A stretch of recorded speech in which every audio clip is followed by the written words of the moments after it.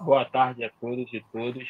Vamos começar agora mais um papo criativo aqui comigo, né? Magno Ferreira e com o grande mestre Jorge Luiz. A gente vai falar hoje de um assunto que, né, vira e mexe, a imprensa internacional trata mediante a diversos conflitos que hoje acontecem no mundo, que é o tema de genocídio. E o nosso fundamento aqui é trabalhar o conceito sociológico do termo genocídio. E eu vou passar a palavra para o grande mestre Jorge, para que ele possa aí fazer a sua exposição. Boa tarde a todos e todas. Mais um Papo Crítico, né? Dessa vez um tema bastante importante, que é o genocídio. Eu quero começar bem pela face da definição, né? Genocídio é uma palavra nova que combina o termo grego genos, que significa raça ou grupo, com a raiz do latim sedere, ou seja, morte. Quem cunhou esse termo foi, em 1944, Rafael Lemkin, advogado judeu-polonês, que imigrou para os Estados Unidos antes dos nazistas matarem quase toda a sua família na Segunda Grande Guerra Mundial. Bom, então já sabemos o que é, né, genocídio. Agora vamos trabalhar a definição sociológica de genocídio. Genocídio é a eliminação sistemática e intencional de um grupo por meios ativos, aplicação de forças que resultam em morte, ou passivos, negligência e negativa de prestação assistencial. Em geral, os grupos são vítimas de genocídio e apresentam ligações étnicos, culturais, raciais, nacionais e religiosas. Nós temos na história vários casos de genocídio, né? Principalmente quando o homem começa a se impor no que diz respeito à sua política, o seu modo de viver, das armas. Tivemos vários genocídios ao longo da história, né? Inclusive genocídios no tempo das tribos ainda. E esse genocídio vem crescendo com o passar do tempo. O genocídio que mais é falado hoje em dia é o Holocausto Judeu, na Segunda Guerra Mundial, feito pelos nazistas. O importante é que vocês que estão nos assistindo saibam o que é genocídio, né? Por isso que eu comecei com as definições, para não ter nenhum tipo de dúvida do que é ou não é genocídio, né? Magno agora vai falar a parte mais jurídica do processo. Como o Jorge falou, pessoal, esse termo, né, ele foi cunhado por um advogado judeu-polonês, né? E em 1948, a Convenção das Nações Unidas sobre genocídio, ela vai ser definida em 1948. E aí você vai ter inúmeras regras que, a partir desse momento, né, podem ser consideradas como genocídio.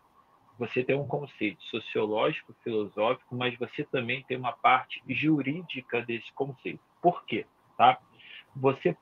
Todos os países signatários dessa convenção, não é o Magno, não é o Jorge que pode fazer uma denúncia no Tribunal Penal Internacional, o TPI, né? Em Haia. Você precisa, tá, de uma comprovação jurídica, documental, e geralmente como que isso é feito, tá? Um país ou um grupo de países entram com uma ação nesse TPI. Nós tivemos, por exemplo, casos recentes, como a própria fragmentação da Iugoslávia, né, Kosovo. Nós tivemos, por exemplo, em Ruanda. Tá? Isso tudo ele é feito com entrada nesse no Tribunal Penal Internacional. E há dois momentos. Um momento de acusação, onde esses grupo de países, por exemplo, que entrou com essa ação vai defender o seu ponto de vista, e o grupo de acusados também vai simplesmente defender as suas ações contra determinados grupos, sejam grupos étnicos, religiosos e até mesmo políticos, né, em caso de conflitos internacionais. Mas também há o genocídio que pode ser feito, por exemplo, por omissão. Então, vamos supor aqui uma questão indígena no Brasil, você pode condenar o governo brasileiro por genocídio. O que nós observamos ao longo do tempo, tá? Muitas decisões do TPI, que é o Tribunal Penal Internacional, não são simplesmente levadas a sério, principalmente pelas grandes potências. E aqui, grandes potências que eu digo, por exemplo, Reino Unido, França, Estados Unidos, que já foram, inclusive, condenadas. A França colonialista, por exemplo, teve o seu processo, né, julgado sobre a Argélia. A Inglaterra, no caso da África do Sul, da política do apartheid, e simplesmente não há uma discussão muito aprofundada sobre os efeitos dos resultados, né, do Tribunal Penal Internacional, mestre. O que é um triste. Eu queria encerrar o nosso papo crítico dando um exemplo, né, para esse exemplo ser refletido por quem está nos assistindo. A justificativa, ela não pode beirar ao desumano. E o exemplo que eu vou dar é o seguinte: Rio de Janeiro, favela. Normalmente, na favela, se concentra o tráfico de droga. As facções se escondem na favela. E por quê? Como nós dois somos geógrafos, a favela não tem uma urbanidade oficial, uma urbanidade planejada. Ela não tem planejamento. Então, ela cresce de acordo com a espacialidade, com os momentos. E é fácil para se esconder. Imagine, então, se a polícia do Rio de Janeiro, atrás dos grupos traficantes, começa a matar todo mundo na favela com a justificativa que é para chegar no traficante. Eu quero que isso fique na cabeça de vocês reflitam isso é muito importante. Né? O traficante está no morro, mas ele é o quê? Uma população com uma rocinha que é 70 mil, não tem 100 bandidos lá dentro. Então, quer dizer que a diferença vai ser exterminada porque o bandido está ali dentro. Essa justificativa é pífia, é ridícula. É isso, Magno, então.